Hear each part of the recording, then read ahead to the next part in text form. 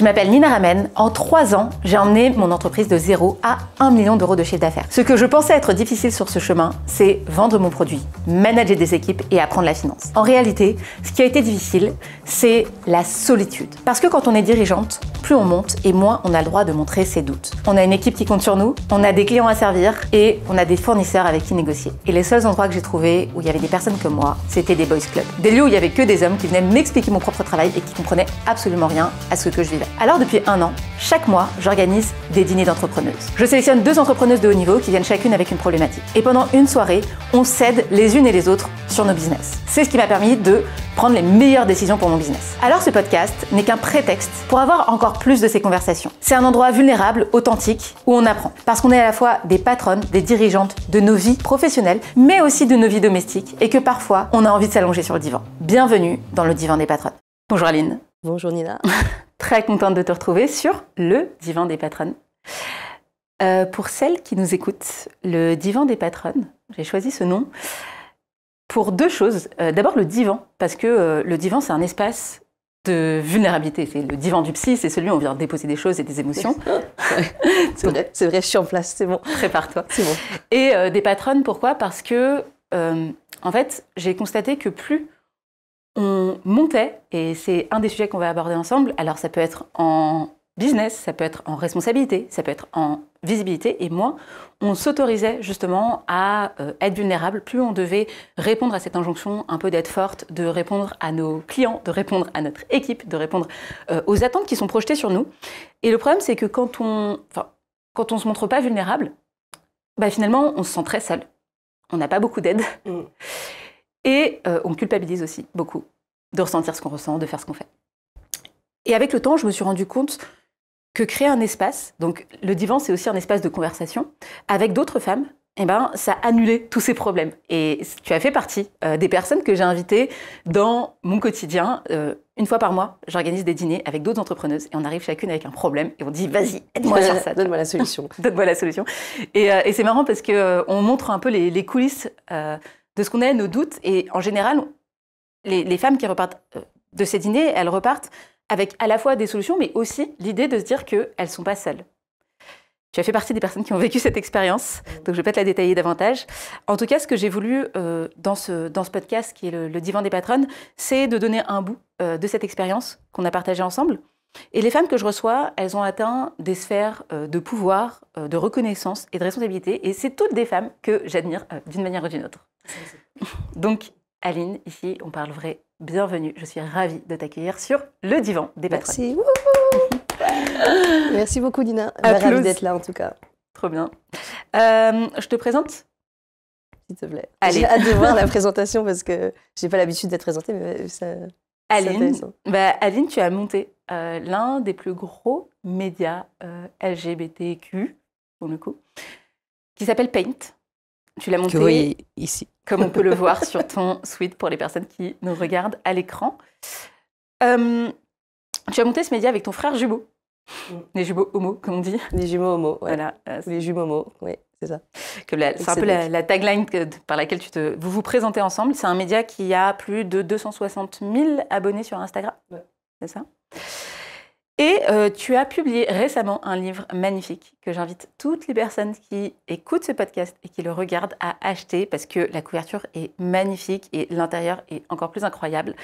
Et il s'appelle Love Stories. Exactement, Love Stories. Voilà. Donc, il raconte 15 histoires de couple, des histoires d'amour. C'est un beau livre, donc c'est beaucoup de photos. Il y a aussi un trouble dedans. Il y a des célébrités. Il y a Dave et Patrick Loiseau. Il y a Marie Patouillet qui est championne olympique. Enfin, il y a Barbara Butch qui est une DJ très connue. Et en fait, l'idée, c'était aussi de montrer des histoires d'amour dont on n'a pas l'habitude de voir forcément, les illustrer et surtout... En fait, c'est surtout pour dire à toute personne qui voit ce livre que c'est possible aussi de vivre des histoires d'amour avec des gens du même genre, à 3. Enfin, c'est vraiment un livre libérateur et qu'on espère va pouvoir inspirer beaucoup de gens à juste être eux-mêmes, quoi. Merci. Merci pour ça. Merci de faire ça. On a besoin de ça. Toutes les femmes ont besoin de voir ça, et les hommes aussi d'ailleurs. Je te propose qu'on passe à la suite devant toi. Pour les personnes qui ne nous voient pas et qui écoutent ce podcast, il y a 3 pots. Un premier pot dans lequel il y a des petites boules rouges. Oui. Ce premier pot dans lequel il y a des petites boules rouges, chaque boule rouge représente ce que ça te coûte de dire ce que tu vas dire. Parce que, comme je t'ai dit, on arrive sur le divan. Le divan, on va aussi dire des choses qu'on n'a jamais dites, donc c'est normal qu'il y ait des choses qui te coûtent. Par exemple, si je dis j'ai failli fermer ma boîte il y a une semaine, bon, ça va me coûter tout le bol. on prend tout le bol et on met tout le bol dans le pot parce que ça me marche. coûte beaucoup de dire ça. Par contre, il y a des choses qui te coûtent un peu moins. Si je dis ce matin j'ai renversé mon café, bon ça coûte 1 quoi. Donc en fonction de... Ça dépend parce que si la personne derrière doit ramasser, c'est 2. Et oui. Okay. En fonction de combien ça te coûte de dire ce que tu dis, okay. Tu as le droit de mettre le nombre de boules qui te semble juste par rapport à ce que ça te coûte. Et de mon côté, donc il y a 2 pots, donc ça tu vas le mettre dans ton pot. Et dans mon pot, je m'engage à mettre un nombre de boules de vulnérabilité similaires. Donc c'est-à-dire que si tu as mis une poignée, et ben moi aussi, je dois livrer une poignée de vulnérabilité. Donc tu seras libre de me poser une question ou de moi-même, je vais aller déposer quelque chose qui me semble être vulnérable au même niveau et au même coût. Trop bien, ça me paraît juste. Voilà, parce que c'est facile de dire aux gens « Ouais, allonge-toi sur le divan, raconte-moi toute ta vie et ta vulnérabilité. » Et puis toi, de dire « Non, mais je ne vais rien dire, je vais Tu pourrais, hein, t'as le pouvoir d'eux, mais c'est vrai que c'est cool. Voilà, c'est justement les nuances avec le psy. Je te propose qu'on passe à la suite. Avec ton média, aujourd'hui, tu es une créatrice de contenu. Tu portes ce média, même s'il s'appelle Paint et que finalement, tu es un peu derrière. Ce qui est mis en avant, c'est d'abord le média. Et ensuite, toi et ton nom. En fait, je me suis rendu compte que devenir une voix et devenir une référence, ça pouvait créer des attentes de la part de la communauté, des gens qui te lisent, des gens pour qui t'es une image, t'es une figure, t'es une référence. Et dans cette première partie, j'aurais envie qu'on voit avec toi un petit peu comment tu navigues entre l'idée d'incarner quelque chose, une cause, et le risque un peu d'être enfermé dans ce rôle, si jamais c'est quelque chose que tu ressens. Et la première question, c'est: à quel moment, toi, Aline, t'as pris conscience que t'étais pas seulement Aline, mais t'étais aussi une figure qui aujourd'hui porte le discours de toute une communauté? Ouais, dit comme ça paraît lourd parce que maintenant je me rends compte que c'est peut-être plus que ce que je pensais. Comment je répondrais à cette question? Je pense que, en fait, on se met un peu l'étiquette et la responsabilité qu'on a envie au final, tu vois. Donc, pour te dire que Paint est né en 2018 avec mon frère jumeau qui est gay et moi je suis lesbienne. Et on avait vécu un peu partout dans le monde, et donc notamment Canada, Brésil, et, Chine et Mexique. Et quand on est revenu en France, on s'est dit en France, il n'y a pas de visibilité pour les personnes LGBTQIA+. Donc, moi, en tant que lesbienne, je ne voyais pas de représentation dans les médias. Ouais. Et en tant que gay, il y a plus. Et par exemple, il n'y avait pas de personnes trans qui étaient... on ne voyait pas des interviews de personnes trans, personnes non-binaires et tout ça. Donc on s'est dit, on va faire un truc simple, on va créer en fait un média, finalement, on n'a rien inventé, autour de ces gens-là. Enfin, ces gens-là, c'est-à-dire nous. Et au début, on avait fait ça en Europe parce qu'on parle plusieurs langues et on s'était dit, on va le faire en anglais. À travers l'Europe, ça avait floppé. Moment vulnérabilité. Écoute, si tu veux. Mais attends, ça pour le coup, j'en prends un parce que... Non, je t'en prends 2 parce que c'est les débuts, ça fait mal. Au début, parce que donc on parle 6 langues couramment. Et on s'était dit, on va faire un truc en Europe pour donner de la visibilité à toute la communauté LGBT en Europe. Et là, on faisait des interviews, c'était vraiment cool, on allait à la recherche des gens et tout. Et sauf qu'en fait, il n'y avait personne qui regardait nos vidéos. Donc en fait, c'était un investissement de fou. On était trop fiers de notre travail parce que c'était trop, franchement, c'était très beau. Et c'est encore sur YouTube, mais on avait des masques comme ça, smiley, on pensait qu'on allait faire le buzz market de l'année. Ça fait un flop. Je vais les mettre là. Je vais en prendre 2 de plus. Parce qu'en fait, ça fait un tel flop qu'on s'est dit, en fait, peut-être qu'on n'est pas si... peut-être qu'il n'y a pas tant de besoin que ça, ou on ne le fait pas bien, tu vois. Surtout que nous, on vient d'un background commerce international. On était à l'université McGill au Canada.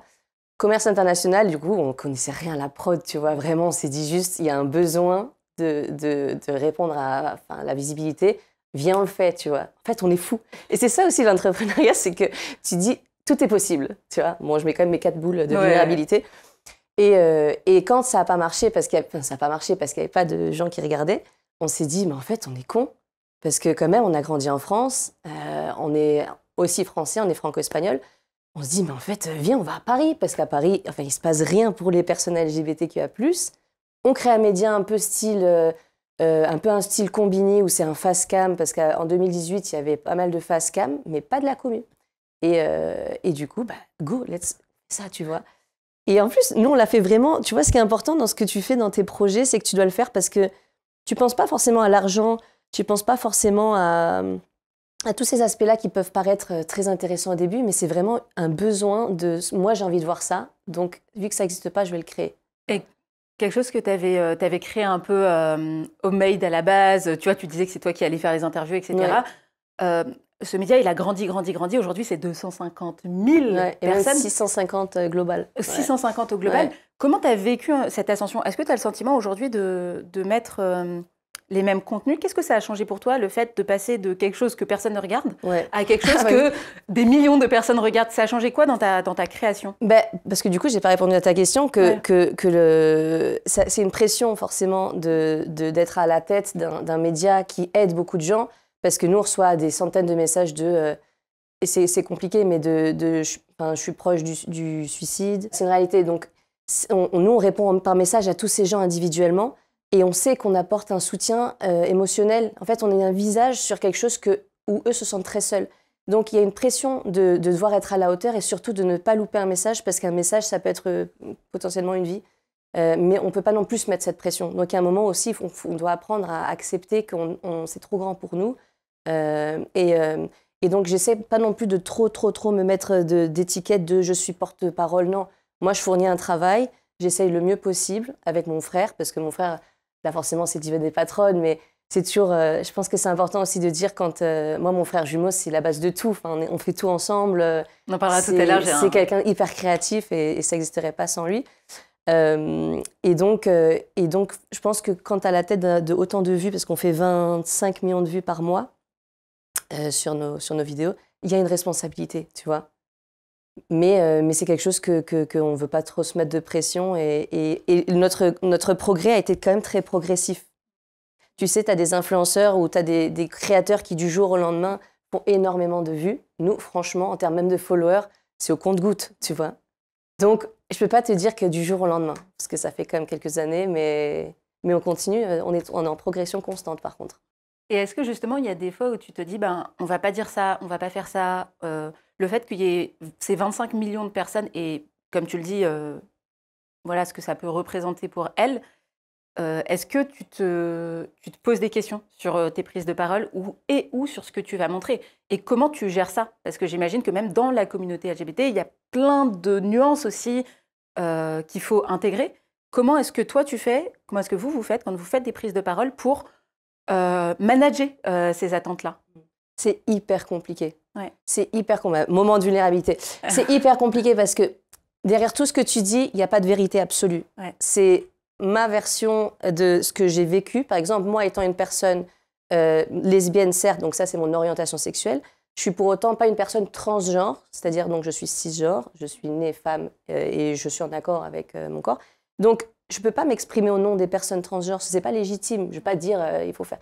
Donc, c'est toujours aussi penser à se mettre à la place et donner justement la parole à ces personnes. Donc, ce n'est pas moi qui les représente, qui fait une prise de parole. Par contre, je leur offre une plateforme, enfin, on leur offre une plateforme avec mon frère pour que ces personnes s'expriment. Et l'idée, c'est justement qu'avec toute cette diversité qui s'exprime, toi, en tant que spectatrice qui n'est peut-être pas de la communauté, regarde ça et te rendre compte que c'est une réalité. C'est pas juste une étiquette qu'on met une personne transgenre, une personne non-binaire. Non, c'est des histoires, c'est des choses qu'on se doit d'écouter et de respecter pour que toi, dans ton quotidien, par contre, tu sois plus inclusive et tu dises les pronoms, c'est important. Et pourquoi c'est important? Parce que j'ai entendu l'histoire de cette personne. Tu vois. Merci de partager ça. Je vais répondre au pot de la vulnérabilité juste après, mais en donnant moi ma vulnérabilité. Mais ce que je voulais dire avant, c'est que je trouve que c'est hyper intéressant ce que tu viens de dire, dans le sens où, certes, sur le fait d'être lesbienne, tu as probablement des choses à dire, mais il y a des choses sur lesquelles tu es cis. Bien sûr. Et donc, finalement, tu fais partie d'un certain camp de personnes qui sont dans la majorité, qui peut-être exercent aussi des oppressions. Enfin, moi, en tant que personne cisgenre, je sais que j'exerce des oppressions inconscientes sur les personnes qui sont trans. Et admettre et inclure des voix différentes, c'est une des manières de répondre à ça. Et je trouve que c'est trop bien. Et c'est hyper intéressant d'avoir dit, oui, c'est pas parce que je suis lesbienne que je suis capable de parler de toutes les autres diversités, en fait. Et justement, ce qui est intéressant avec le parcours avec Cédric, donc mon frère jumeau Cédric, avec Cédric, c'est que ça a été un long processus de nous-mêmes nous éduquer. Parce que quand on a commencé Paint, on ne connaissait pas forcément beaucoup de personnes transgenres, leurs histoires, leurs parcours, leurs problématiques. Et je dis transgenres, mais c'est aussi des personnes aromantiques, des personnes asexuelles, enfin, ce qu'on n'est pas. Et du coup, c'est un média dans lequel, en fait, on est aussi en train de nous-mêmes apprendre tout le temps, tout le temps, tout le temps. Et je trouve ça beau parce qu'au final, c'est un message d'humanité que de dire, bah, tu peux pas comprendre les histoires de tout le monde si tu peux pas les représenter si tu les écoutes pas. Et toutes les histoires sont tellement belles. Et c'est pour ça que ça me fait mal au cœur aujourd'hui quand on a... Pour moi, les discriminations, c'est vraiment de l'ignorance. Tu connais pas, donc tu juges, tu vois. Va parler à une personne trans pour lui demander si vraiment elle est trans ou si c'est un choix. Tu vois, c'est des choses comme ça que je pense qu'il faut juste qu'on parle tous plus et qu'on soit plus empathique aussi, quoi, et qu'on écoute nos histoires. Du coup, je vais livrer une vulnérabilité parce que je vois que ton dos commence à être bien rempli. Et à ce sujet, ça me fait penser que moi-même, je prends la parole sur des sujets très sociaux, engagés, en faveur des femmes et du féminisme, pour le coup. Et un jour, j'ai fait un post, parce que je parle beaucoup de féminisme, mais finalement de féminisme qu'on appelle le féminisme un peu bourgeois, tu vois, de femmes plutôt aisées et plutôt blanches, en fait, en l'occurrence, parce que c'est beaucoup de mon audience. Et il se trouve que je ne suis pas blanche. Et donc un jour, j'ai fait une publication en disant, en expliquant ce que c'était que d'être une femme racisée et voilà, le cumul, en fait, qu'on pouvait vivre de ce truc-là, quoi. Et en publiant ce post, j'ai utilisé le mot femme noire, tu vois. Et sans vraiment connaître, je pense, ce à quoi j'allais ce que je disais, sans prendre le sens de ce que ça voulait dire noir. Et je publie mon post qui marche plutôt bien. Et puis moi, je me sens plutôt concernée par cette cause-là. Et puis, je reçois un message WhatsApp d'une de mes anciennes clientes qui me dit « Mais en fait, Nina, t'es pas une femme noire, toi, t'es indienne. T'as pas... Déjà, c'est différent, en fait. Quand on évoque le mot noir, en fait, ça fait référence à ce qui a été vécu dans l'histoire de la colonisation, de ce qui s'est passé, de l'esclavagisme, etc. Et donc, tu n'es pas concerné par ça. Et en t'appropriant ce mot, en fait, tu invisibilises ce que nous, on a vécu parce que tu n'es pas concerné par ce sujet-là. Et ça a été un truc hyper violent quand j'ai reçu ce message parce que à la fois, franchement, je me suis sentie tellement bête. En fait, je me suis sentie tellement bête. Parce qu'en m'érigeant, tu vois, sur ce truc-là de oui, en fait, je vais prendre la parole sur ce sujet-là, en pensant parler de moi, déjà, je me suis trompée dans les mots, je me suis trompée dans ce que ces personnes-là vivaient parce que je ne les connaissais pas suffisamment, notamment les femmes noires. Et franchement, je me suis sentie, mais j'ai eu honte. Et je me suis dit, mais qu'est-ce que je fais? Est-ce que je supprime ce post, etc. J'ai jamais raconté cette histoire, c'est la première fois que je la raconte. Parce mais que même encore une fois, du fait que tu ne comprenais pas que derrière, il y avait un contexte... tu t'appropriais. Parce que tu vois, une chose, c'est de faire... Il faut faire des erreurs aussi. Et la preuve, c'est que je trouve ça hyper bien d'en parler. Pour moi, la vulnérabilité, c'est la base de l'humanité. Si on arrive à tous être vulnérables, on sera dans une société bien plus saine. En tout cas, tu vois, par rapport à ça, je trouve ça hyper cool de dire « t'as fait une erreur parce que t'étais peut-être pas au courant. Quelqu'un t'a signalé l'erreur. Maintenant, ce serait intéressant de dire à cette personne « viens, j'ai une plateforme pour toi, exprime-toi ». Et c'est ça qui est... Et moi, je trouve ça génial de faire des erreurs parce que c'est grâce à une erreur qui est en fait une erreur... C'est pas malveillant, tu vois, c'est juste, t'es pas au courant et t'as le droit, tu vois. Et il faut pas que non plus que tu te flagelles ou que tu te... Parce que au moins, toi, t'as porté la voix et du coup, t'as levé aussi un débat. Donc peut-être que grâce à ton erreur, il y a beaucoup de femmes noires qui vont pouvoir venir témoigner et dire voilà pourquoi, tac, tac, tac, et que la prochaine personne soit au courant. Et c'est cool, il y a rien de mal à ça. Oui, complètement. D'ailleurs, je l'inviterai, mais... ouais, c'est ça. Et puis, en fait, t'as l'impression... Enfin, je trouve que... Enfin, effectivement, j'ai admis direct l'erreur. Je me dis, OK, c'est vrai, j'ai fait de la merde.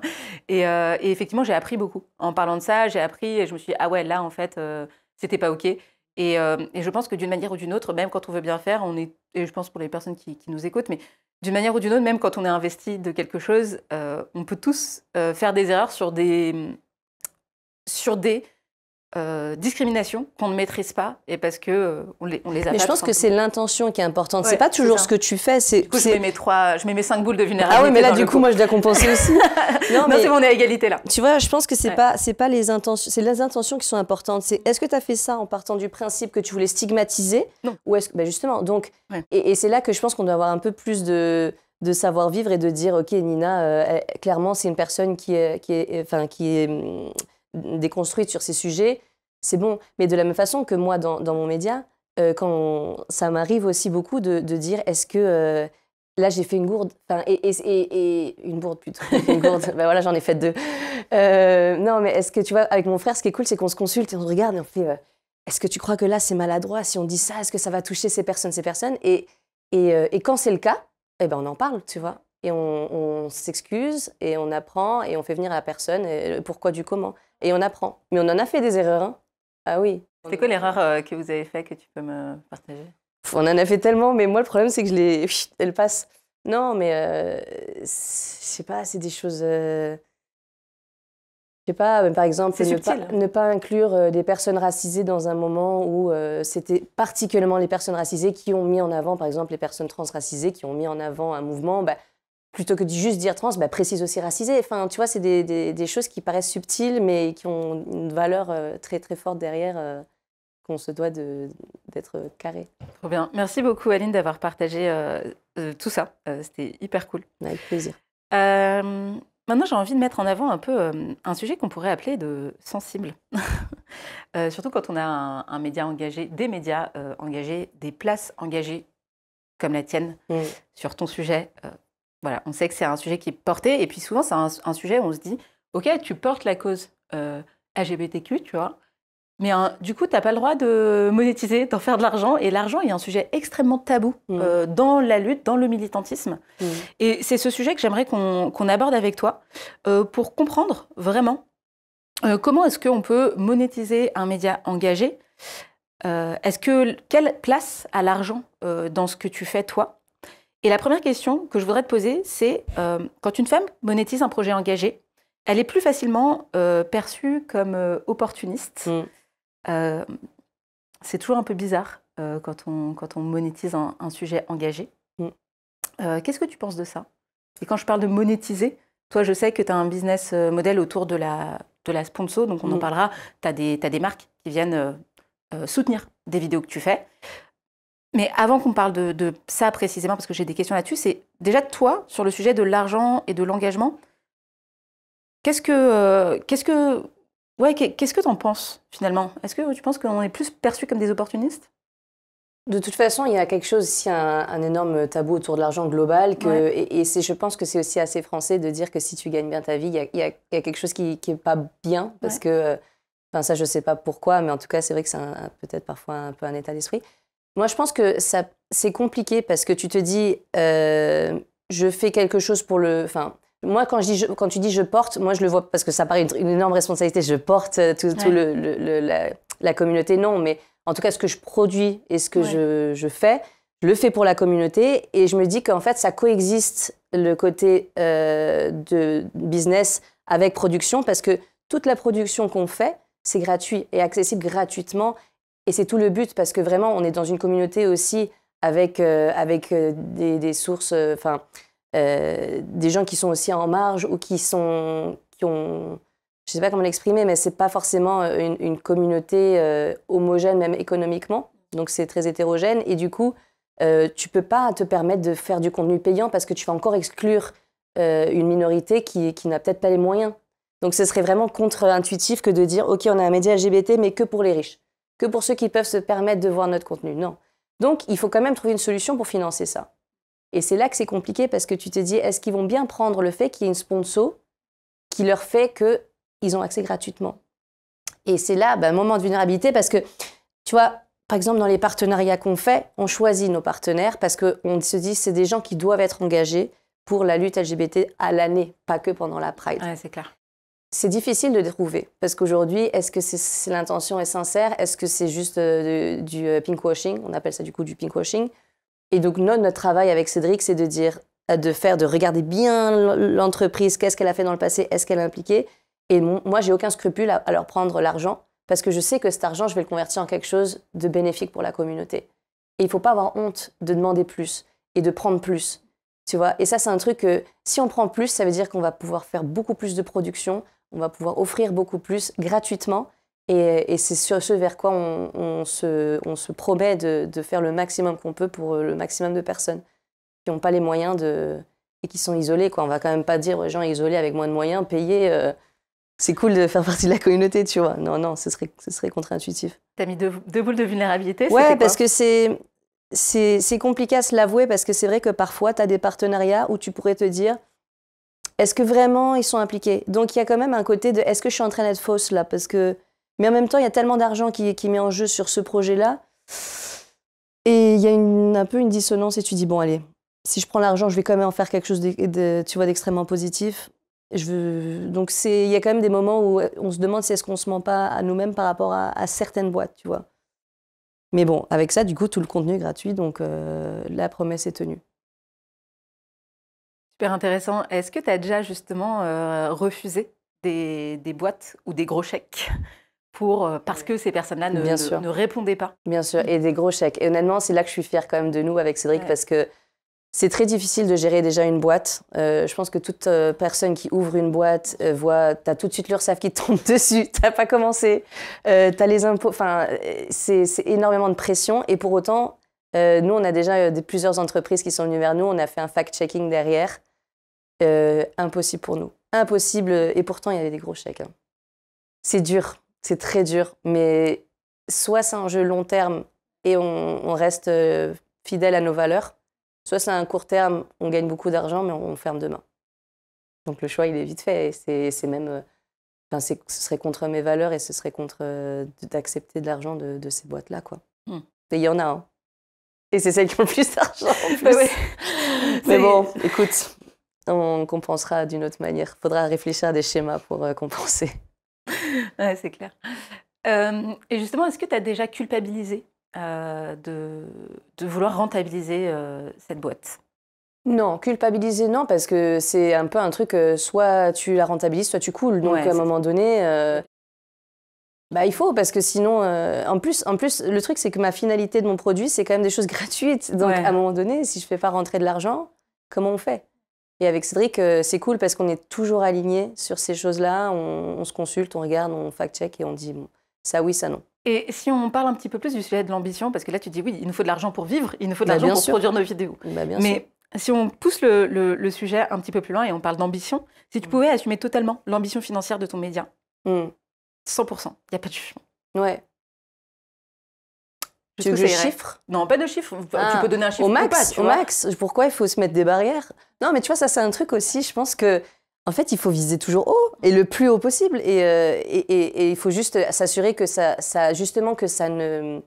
n'aille pas contre tes principes. Et en fait, c'est ça. Je pense que tant que t'es axé, t'es en ligne avec tes valeurs et tes principes, chose que l'avantage avec mon frère, c'est qu'on a la même éducation, donc on a semblablement les mêmes valeurs, mais j'ai aucun problème à te dire que si je peux maximiser, je veux maximiser. Pourquoi? C'est le jeu finalement aujourd'hui. On est malheureusement ou heureusement ou comme vous voulez, mais dans un système capitaliste. Si tu peux tirer de l'argent pour après t'en fais des choses positives, vas-y. Mais pourquoi se mettre une limite? Je trouve que c'est de la fausse humilité que de dire non, moi maximum. Pourquoi? Est-ce que tu veux que Paint te rende riche? Riche, il y a beaucoup ça. Riche, ça veut rien dire parce que riche, c'est quoi émotionnellement? C'est fier, ça dépend qu'est-ce que tu attribues à riche. Moi, je veux que Paint, ce soit surtout je veux que la société change, en fait, et que je puisse permettre à la société de... Quand je dis changer, c'est surtout maintenant, plus que jamais, je pense qu'on est dans un moment de division extrêmement importante et qui va aller à pire.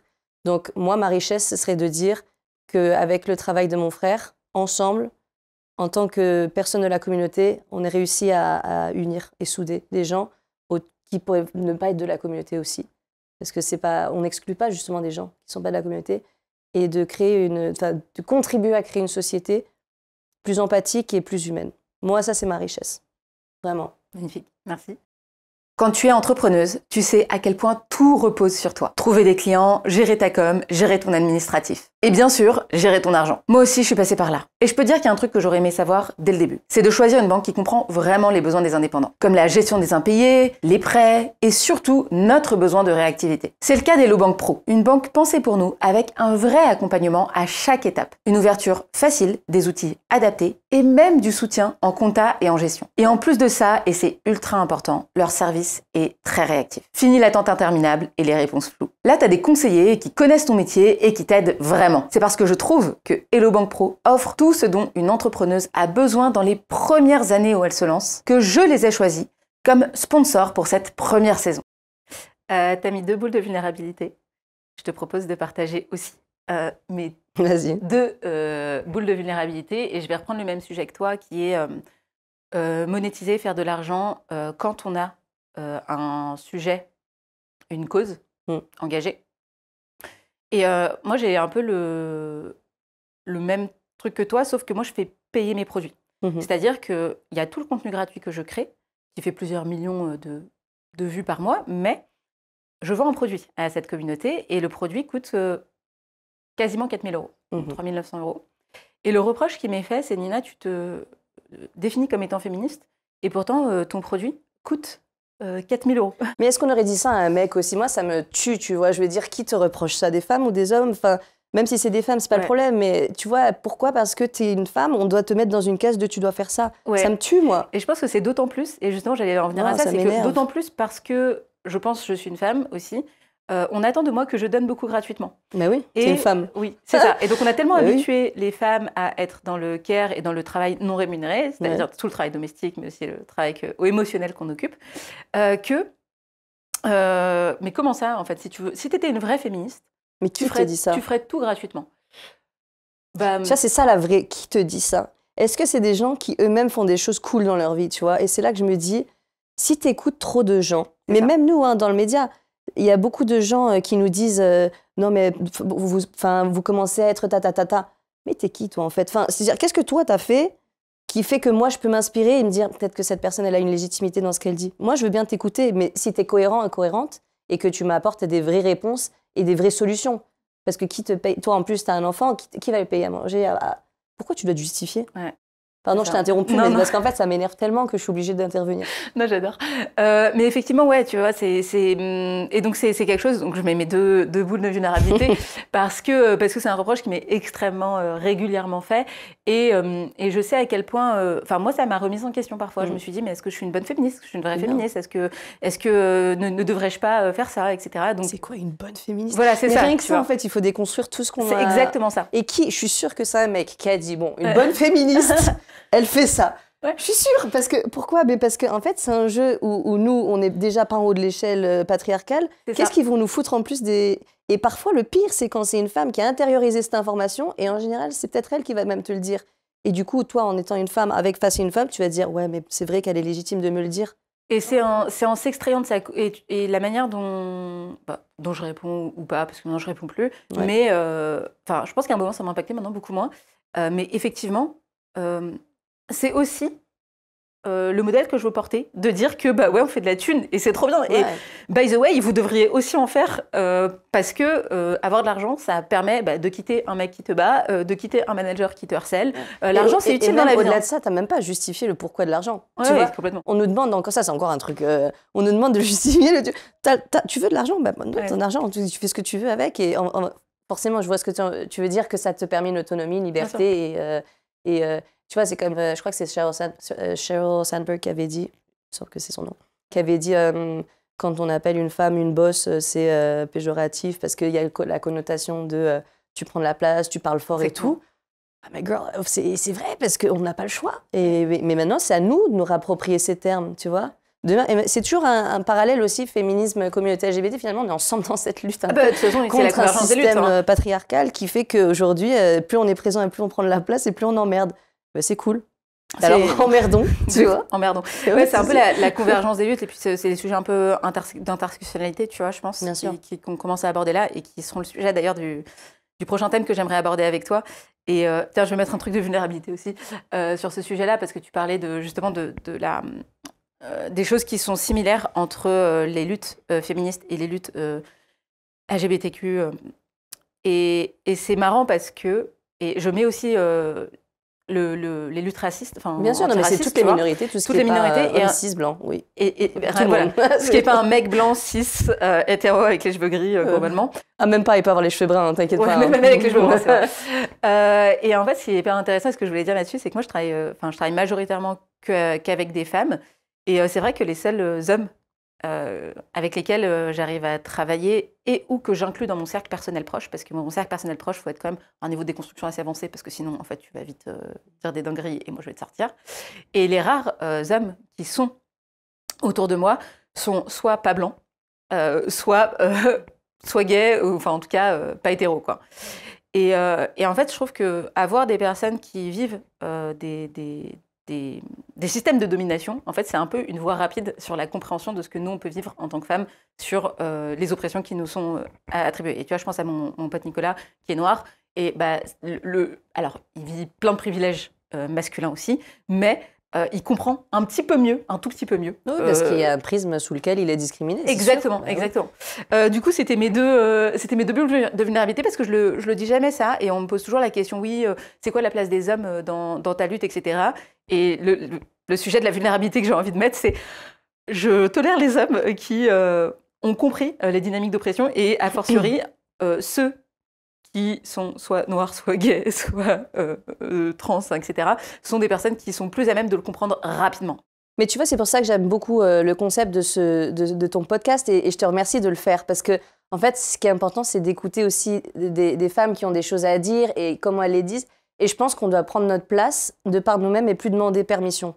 Et tu vois, aujourd'hui, le problème, c'est qu'on était dans des schémas où, forcément, s'ils sont à la tête de beaucoup de choses, c'est à nous, finalement. Avant, on demanderait excuse-moi, est-ce que je peux aussi avoir ce poste? Bah, forcément, ils te disent non, à la table, non. Bah, du coup, on va pas demander, on va le faire. Et toi, du coup, tu es une personne hyper... qui prend les choses à corps et qui y va. Et du coup, merci pour ça. Parce que tu le fais, tu vois, bah, là, tout à l'heure, tu avais un moment de vulnérabilité par rapport à la boulette que tu as faite. C'est le cas de le dire. Et là, aujourd'hui, bah, là, ça compense, parce que c'est trop cool de réunir toutes ces personnes. Merci. Tu vois, ouais, merci à toi. Trop de love sur ce canapé. Et justement, en parlant de place des hommes, ton coéquipier, c'est ton frère. Le meilleur. Ouais. Ah, le meilleur. Et tu l'évoquais tout à l'heure, Cédric, et je pense que je voulais quand même évoquer ce sujet avec toi. Vous avez grandi ensemble.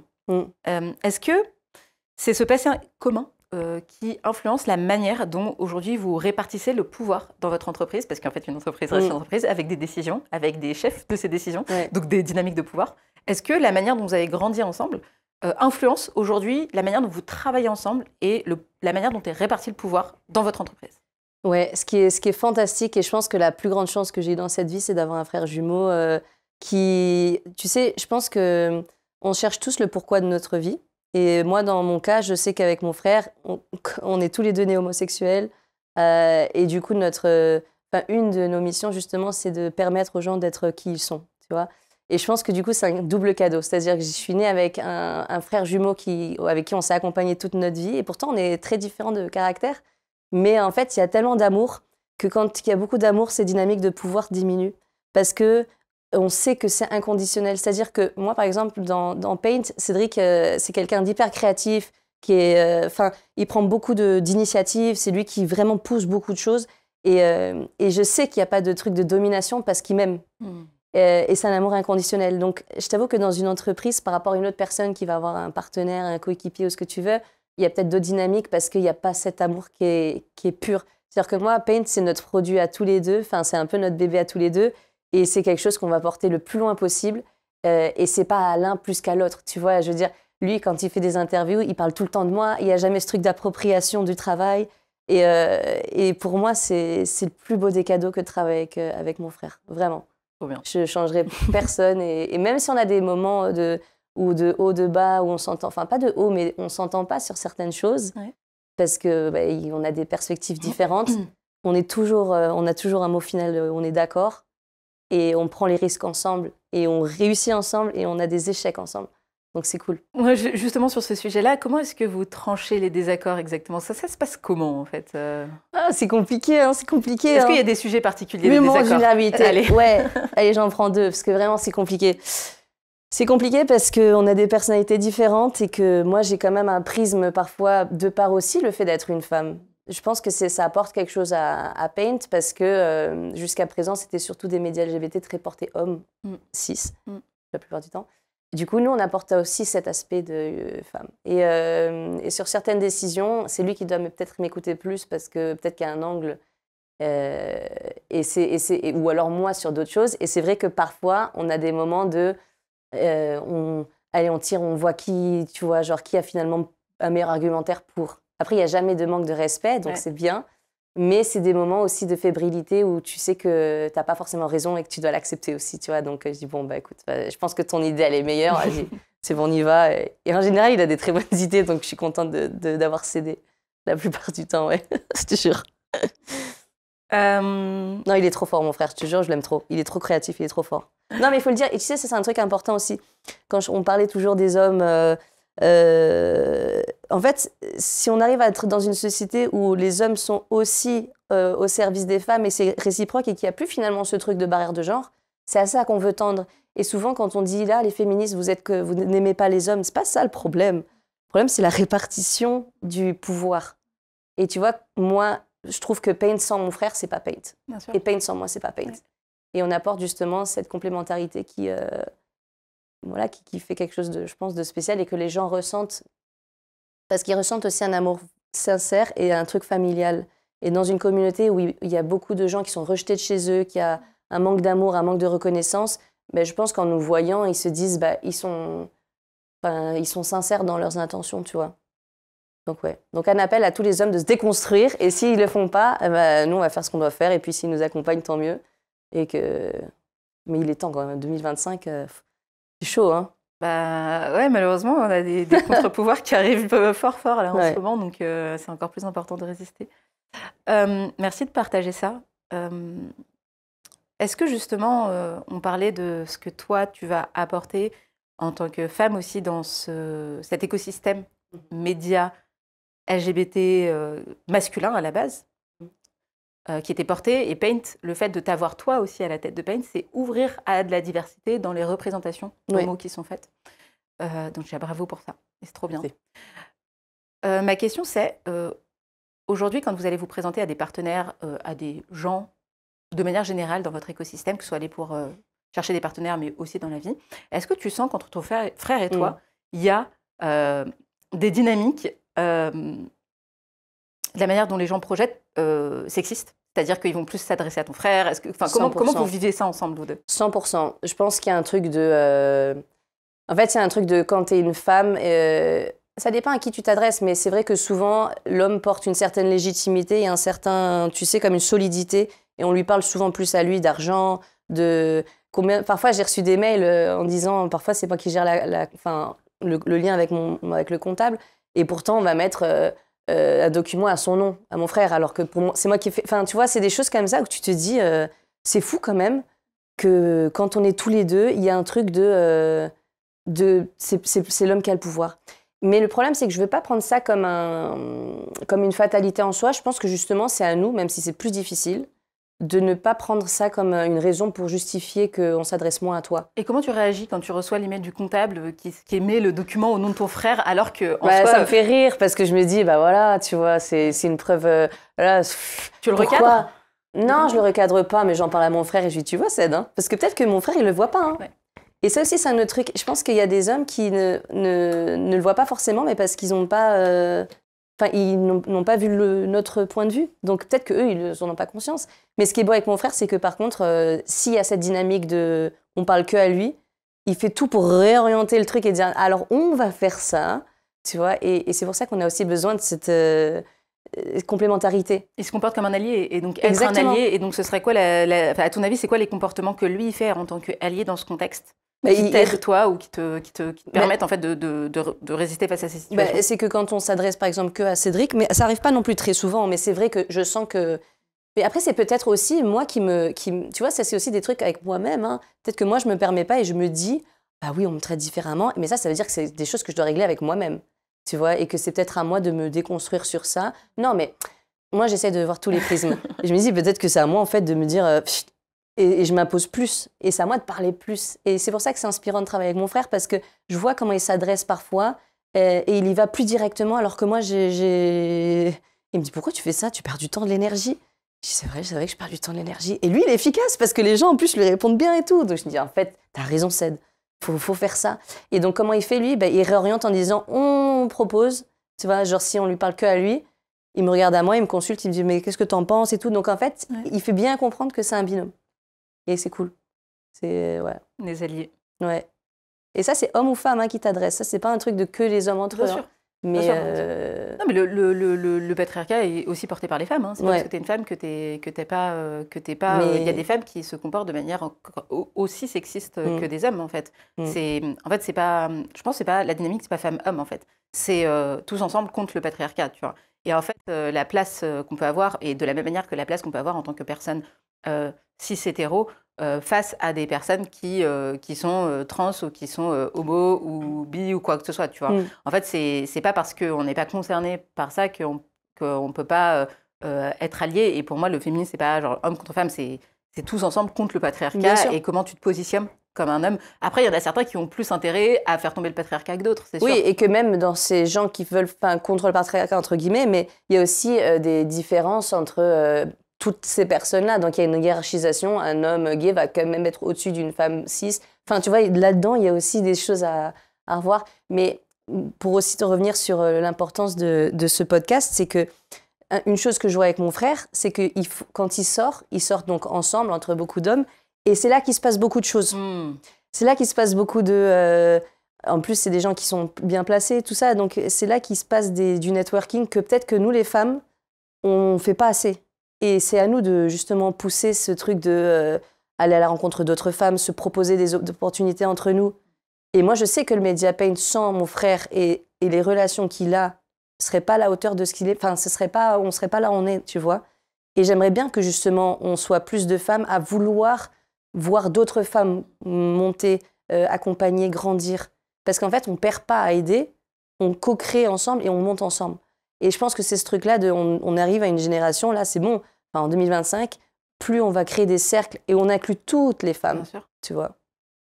Plus on va peut-être se monter ensemble et avoir une place et prendre plus de place, tu vois. Et pas s'excuser de prendre de la place, surtout. Et quand tu vois une autre femme pas s'excuser, en fait, ça fait la même dynamique qu'avec ton frère. Tu dis, mais elle ne s'excuse pas quand elle demande un truc, moi non plus, je ne vais pas le faire. Et la deuxième chose aussi sur laquelle je voudrais rebondir, c'est qu'on est éduqués pour être rival. Ouais. Tu vois, quand tu vas à Cendrillon, c'est que des nanas qui se tirent qui se crêpent le chignon pour le mec. Puis en fait, on a beaucoup été éduqués dans des rôles modèles ou dans des modèles de femmes qui se détestent, alors qu'on est les meilleurs à se donner de l'amour. Moi, je connais aucun homme qui sait aussi bien très peu d'hommes qui savent aussi bien que mes copines me réconforter, me donner de l'amour, être dans l'empathie, tu vois. Y a vraiment ce truc-là parce qu'on est éduqués à se donner du care, à donner du care aux autres. Et donc, finalement, on devrait être les meilleurs alliés, alors qu'on a été éduqués à être les meilleurs rivales, tu vois. Ouais. Mais parce que comme il y a moins de place dans ces choses-là, tu as l'impression que c'est soit toi, soit moi. Ouais, donc, il y a une place qui se libère, je sais pas, en tant que manager de je sais pas quoi, c'est soit Nina, soit Aline. Exactement. Alors qu'en fait, pourquoi est-ce qu'on va pas créer d'autres places pour que Nina et Aline soient là, tu vois? Complètement. Et ça, c'est des schémas qu'on a dans notre éducation. Quand on est petite, on lève plus la main, Celle qui doit être choisie, en fait. Il y a vraiment cette idée qu'il n'y en aura qu'une qui sera choisie et ça doit être toi. Et donc, toi, tu dois en fait te mobiliser pour être choisie. Et donc, Et tu dois te battre corps et âme. Mais en fait, non, il faut être plus dans la collaboration que dans l'individualisme. Mais c'est pas notre faute, hein, je tiens à le dire quand même. C'est juste qu'on n'est pas consciente de ces schémas-là. Bien sûr. Et que les hommes ont bien compris aussi que entre nous, s'ils peuvent mettre des graines pour qu'on s'embrouille, eux, ça les fait rire. Mais ils sont pas cons parce que pendant qu'eux rigolent, ils montent. Ouais, c'est ça. Et nous, on perd du temps à s'embrouiller. C'est ça, exactement. C'est toute l'énergie en fait qu'on dépense à se battre les unes contre les autres, qu'on passe pas en fait à renverser. Ouais. Et ne pas nous excuser d'être nous en fait. Tu vois, tout à l'heure, tu m'as demandé pourquoi, quel serait ton max, est-ce que tu assumes En fait, on arrête de s'excuser. Moi, je pense que c'est ça. On arrête de s'excuser, on fait les choses et ils seront contents de nous voir monter et on montera tous ensemble. Voilà. Ça me fait une excellente transition à la prochaine question qui est depuis que tu es devenue une figure publique, quelque part au travers de Paint, au travers du livre que tu as écrit aussi, est-ce qu'il y a des aspects de ta personnalité que tu as mis de côté et que tu n'exprimes plus? Ah ouais, non, carrément. Attends, je vais t'en prendre plusieurs. Regarde, là, je te prends une poignée carrément. Regarde, une poignée. Hein. Ouais, il y a une vraie poignée, alors déjà, je pense que je suis pas une figure publique parce que je m'affiche pas en tant que... Tu vois, moi, j'ai un compte Instagram, il est ouvert, mais il n'y a pas beaucoup de followers. Et c'est plus à travers le média, on sait que c'est les jumeaux de Paint, donc moi on me reconnaît dans la rue. Et en général, c'est cool parce que les gens sont hyper contents. Est-ce que ça a changé les personnalités? Oui, parce que comme je fais quelque chose quand même qui est tout le temps jugé, quand Cédric Sademan, on poste un contenu, tout de suite, tu as ce truc de réaction derrière, les gens se permettent ce qu'ils veulent. Est-ce que du coup, ça conditionne un peu comment je suis? Sûrement. Sûrement. Et c'est frustrant parce que parfois, je me dis, je pense que peut-être que je ferais des choses un peu différemment, sans perdre mon authenticité, mais c'est vrai que comme il y a ce... C'est vrai parce que je suis en train de me contredire en te disant qu'il faut s'en foutre aussi du regard des gens, mais en même temps, oui, parce qu'il faut que tout le monde se sente bien. Qu'est-ce que tu ferais différemment? Je pense que je serais... C'est une bonne question. Je pense que peut-être que je serais plus... Ah, c'est une bonne question, en fait. Il faut que je réfléchisse parce que je ne peux pas répondre comme ça. Mais je pense qu'il y a quand même des côtés de moi qui s'effacent un petit peu pour ne pas prendre trop de place, justement, parce que ce n'est pas de moi qu'on parle, c'est de nous tous et toutes. Tu vois? Ouais. Mais du coup, c'est à moi de faire autre chose. Hein. Je veux dire, c'est à moi de faire... Tu vois, par exemple, moi, j'adore le foot. Et j'ai fait du foot quand j'étais petite pendant très longtemps. Et ce côté... Moi, j'aurais adoré coacher une équipe de foot. Ou des trucs comme ça où, tu vois, je me dis que peut-être que dans mon métier, il n'y a pas cet aspect de coaching, d'accompagnement des petites filles. J'aurais voulu bien, tu vois, j'aurais voulu avoir une académie, par exemple, de petites filles qui n'ont pas les moyens et à travers le foot peuvent se développer et aller atteindre des sommets, tu vois. Mais ça ne veut pas dire que je ne suis pas la même personne dans mon travail actuel, ouais. Mais du coup, je n'utilise pas peut-être les choses qui, moi, me... Tu vois. Mais peut-être dans le futur, hein. Qui sait, après Paint. S'il y a un après, je ne sais pas. Je ne me le souhaite pas non plus, mais... Justement, on va creuser un peu cette question. Creuse. Si demain, tu décidais d'arrêter Paint, ouais. Penses-tu que les gens continueraient de t'accorder la même valeur? Objectivement, ça m'est un peu égal la valeur que les gens m'accordent parce que la seule qui m'apporte, c'est celle que je m'accorde à moi-même, qui est très élevée parce que j'estime que je suis alignée avec mes valeurs, je fais les choses comme je les entends. Je ne suis pas conditionnée par une voix extérieure qui me dit « fais ça comme ça ». Donc, écoute, la valeur, moi, j'estime que, en fait, ça n'a pas d'importance qu'on pense de moi. Vraiment, ça me... Moi, ce qui me fait plus mal, c'est de blesser les gens qui ont confiance. Ça me fait mal, tu vois. Et c'est pour ça que, comme dans le média, on le fait vraiment du cœur et qu'on veut que les gens se sentent bien identifiés, si je fais des choses qui font que les gens se sentent discriminés, ou ça m'affecte un peu plus. Mais ça n'enlève pas ma valeur, mais ça m'affecte plus. Non, je vaux beaucoup, tout le monde vaut beaucoup. Mais il faut juste essayer d'aller au plus profond de son être et de son essence. Et ça, c'est, je pense, une quête de tous.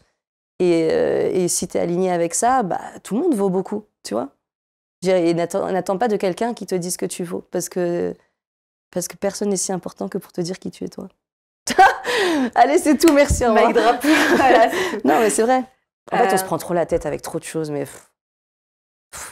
je vois que ton pot de vulnérabilité est assez bien rempli, donc je vais moi aussi... Mais moi, j'aime bien être vulnérable. Hein. Tu vois, ça, c'est un exercice que... Je crois que c'est Brené Brown qui avait fait un TED Talk là-dessus. Le pouvoir de la vulnérabilité. Et la vulnérabilité, je pense que c'est une clé à la réussite aussi, parce que si tu ne laisses personne...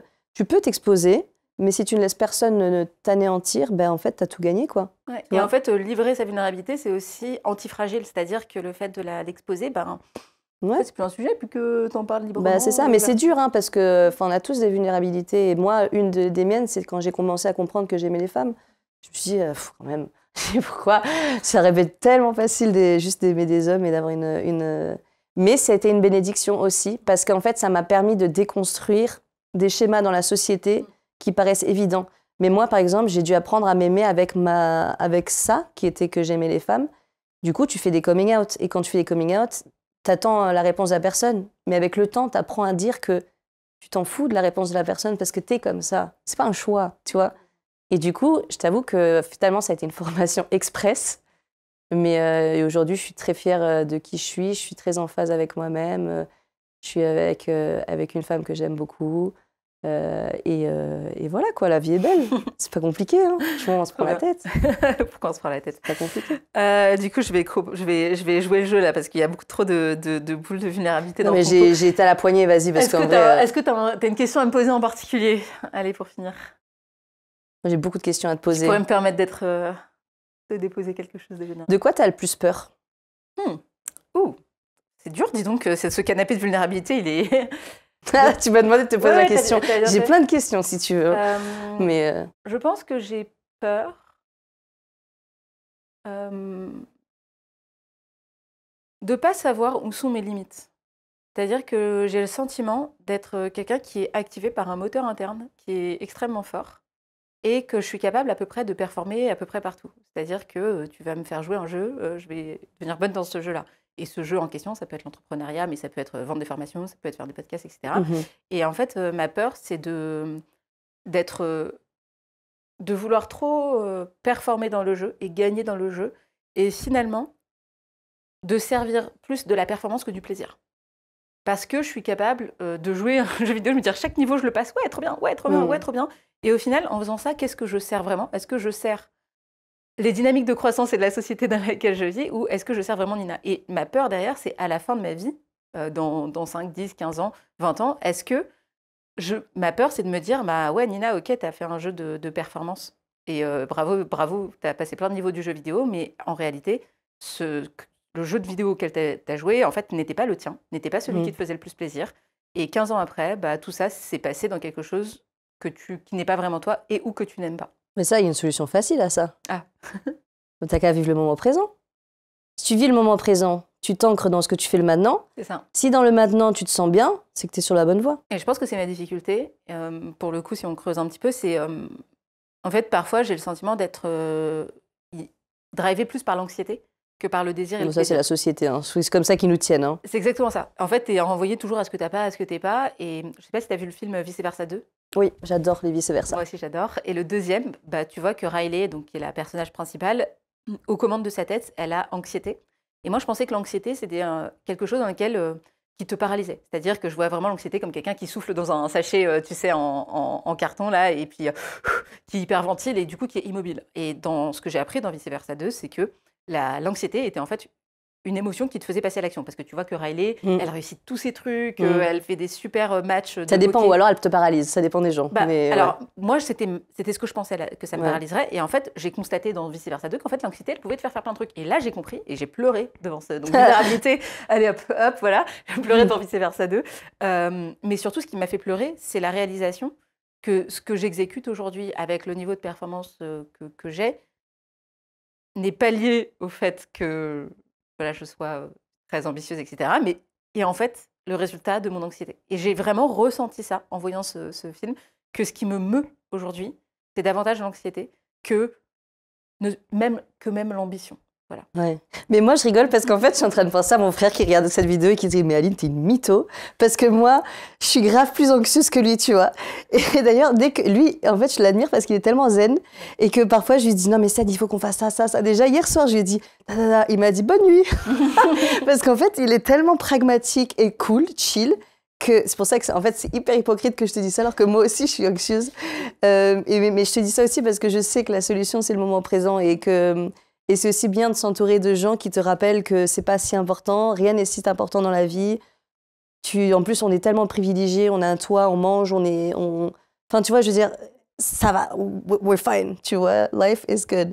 Mais tu vois, même moi, je me rends compte que j'ai beau te dire, voilà la solution, je dois le mettre en pratique. C'est toujours ça. Hein, je dois le mettre en pratique. Toujours mieux les problèmes chez les autres. Mais voilà. En tout cas, pour répondre à ta peur, ouais, à ta question, ma peur, c'est de créer une vie qui répond à de l'anxiété tout le temps et pas vraiment à, comme tu dis, le plaisir et l'instant présent dans lequel je pourrais être. Et comme tu le dis, j'ai toutes les dispositions pour l'être. J'ai la chance, je me sens hyper privilégiée. Mais malgré ça, de continuer à avoir cette activité d'anxiété. Et je pense, pardon de t'interrompre, je pense que pour moi, j'aimerais qu'on fasse, enfin, cette phrase-là que je vais te dire, je pense que c'est, moi, la clé de ma vie, ok? Roulement de tambour. Et ce sera la dernière phrase, parce qu'on va arriver à la fin de ce podcast. Non, mais il y a 2 énergies dans la vie. Il y a la peur et l'amour. Choisis toujours le chemin de l'amour et tu sais que tu ne te tromperas pas de chemin. Vraiment. Merci, Aline. Avec plaisir. Oh là là, ça fait cucu. Mic drop. Oh là là, je vous ai fait une fin de podcast à la... Mais non, mais c'est une vraie croyance par contre. Choisis toujours l'amour et tu sais que tu seras en phase avec toi-même. C'est vrai. Merci beaucoup pour ce moment. Et plaisir. Merci Du pour coup, je me cette, suis affalée. vulnérabilité, tu t'es affalée. Ouais. En général, je fais 2 choses avant la clôture du podcast. La première, c'est que je fais un petit débrief Ok. de ce dont on a discuté et ce que moi je retiens. Donc, je vais faire le petit débrief, sens-toi libre de le compléter si tu veux. Et ça, tu le mets Euh, sur caméra ou ça, tu le fais Non, je le fais entre sur nous? caméra. Non, je fais sur caméra. Les gens Ok. savent comme ça, les gens savent avec quoi je repars et je suis quelqu'un qui apprend aussi. Ce podcast n'est qu'un prétexte pour que Nina apprenne encore Et plus c'est de très trucs. légitime. Très bien. Et une des manières que j'ai d'apprendre, c'est de reformuler et de me remémorer. Très bien. Donc, premièrement, on a parlé un peu des attentes qui peuvent peser quand on a un média engagé et de comment est-ce qu'on se positionne. Et ce que j'ai adoré, c'est ta manière de résoudre cette situation qui est de dire, moi, je donne la parole à des personnes, je ne vis pas toutes les situations, je ne suis pas tout le monde, et je donne la parole à des personnes qui le vivent, elles. Et donc, ta manière de vivre et d'être un média engagé et de gérer la pression que ça peut engendrer, c'est de faire en sorte que les gens s'approprient ce média et sentent qu'il y a un vrai lien entre eux et le média et que finalement, ils peuvent passer sur ce média et que c'est leur média, finalement. C'est notre média à tous et toutes, Voilà. tu vois. Et ce média n'existerait pas sans les gens qui collaborent directement. Et c'est eux d'ailleurs qui sont dans nos vidéos. Donc s'il n'y a personne derrière, il n'y a plus de média. Ouais. Donc Paint, c'est tout le monde. Et ça, je trouve ça génial parce que aussi, ça crée de la distance. Tu vois, je trouve que, contrairement à moi, et c'est ça que j'apprends de toi, c'est que moi, il y a une espèce de parfaite alignement, ou en tout cas superposition entre Nina et le média Nina Ramène, tu vois. Et toi, ce que je vois, c'est que tu te dissocies bien de ton média, qui est en fait une fenêtre de tout ce que tu essaies de représenter. Et d'ailleurs, si tu le verbalises, tu dis, nous, on essaye de faire le mieux de ce qu'on peut par la production, mais je ne peux pas porter ça sur mes épaules. Et donc, j'ai beaucoup appris de ça parce que je pense que... Enfin, en tout cas, j'ai l'ambition d'essayer d'avoir ce même chemin. Donc, merci parce que ça m'a grave aidé. Avec plaisir. J'ai adoré aussi ce que tu as raconté sur ton frère et toi, sur les dynamiques que vous aviez et sur la place d'être un allié. Quand on a la possibilité en tant qu'homme d'aider une femme et de te passer la balle. Et de l'accompagner surtout. Et de l'accompagner, exactement. Et comment, en fait, tu l'inclus et vous incluez, enfin, tu l'inclus dans ce sujet-là. Je trouvais ça trop bien. Et la dernière chose aussi que je retiens, c'est cet enjeu de se dire, et c'est plus une question, tout ce qu'on ne s'autorise pas à faire quand on arrive à des positions de pouvoir, et tu vois, de visibilité. Et toi, tu parlais de lancer ton équipe de foot. Ouais, trop bien. Mais grave, peut-être que j'aurais le faire. Ouais. Si personne ne regardait Aline aujourd'hui, mais je serais une trop bonne entraîneuse. Hein. Alors moi, on gagne toutes les ligues, hein, c'est sûr. Non, mais parce qu'on le ferait juste, on se ferait kiffer, quoi. Ouais. Mais quand même, il faut un peu de discipline. Hein. Ouais, dans la vie, il faut de la discipline, un petit peu. Même mon frère, là, il rigolerait, il dit, vas-y, de la discipline, avec lui, carré, tu sais. Ouais, ce sera toi la coach, donc je garde vraiment ça aussi, qui est cette idée de qu'est-ce que tu ferais, qu'est-ce qu'on ferait toutes si personne nous regardait. Et du coup, je trouve que ça révèle aussi vachement ce qu'on ne s'autorise pas à faire. Et je retiens aussi cette idée de peur et d'anxiété, tu vois, le sujet de laisser l'anxiété aux manettes, que toi aussi, tu as dit oui, moi aussi, le moment présent, et qu'on le vit toutes, et que quelque part, on essaye de dealer avec ça. Donc, je garde ce tips. Et que c'est pas grave si tout est OK. Non, mais c'est pas grave. On sent de l'anxiété, on met les mots, on passe à autre chose.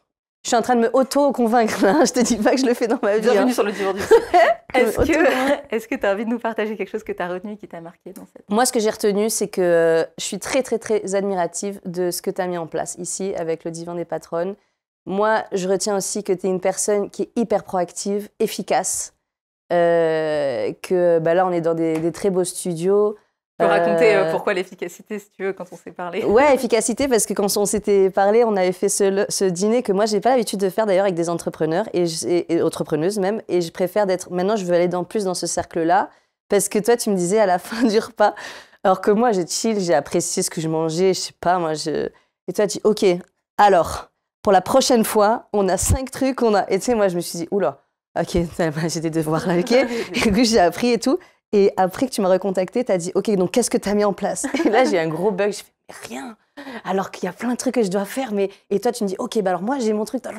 Ouais. Et là, et sans jamais se comparer, parce que ça aussi, je pense que c'est un truc qu'on a tendance à beaucoup faire entre femmes. Ouais, plutôt que de me comparer à toi, je me dis, waouh, ça, j'aime trop de toi. Je vais essayer de m'inspirer. Et quand je le fais, je dis, Nina, Nina l'aurait fait. Alors, je vais commencer à booker mon prochain, je sais pas, podcast ou... Et toi, tu as été à l'origine, ce que tu dis pas, mais ce dîner, ce qui s'est passé, c'est que tu m'as dit, mais Nina, tu dois créer un podcast autour de la vulnérabilité. Et tu as été une des premières personnes à dire ce mot et à l'associer à ce que j'avais envie de créer. Et tu fais partie aussi des petites briques qui ont mené à ici. Donc, merci pour ça. Trop chouette. Merci d'avoir passé ce moment avec moi. Merci à toi. Et avec nos auditeurs. On a été vulnérables, ça va, non? On a été super vulnérables, hein. Franchement, là, le pot, il est... Ça va, ouais, ça ouais. va. Franchement, c'est solide. Je t'offre un objet que j'aime particulièrement. Trop chouette.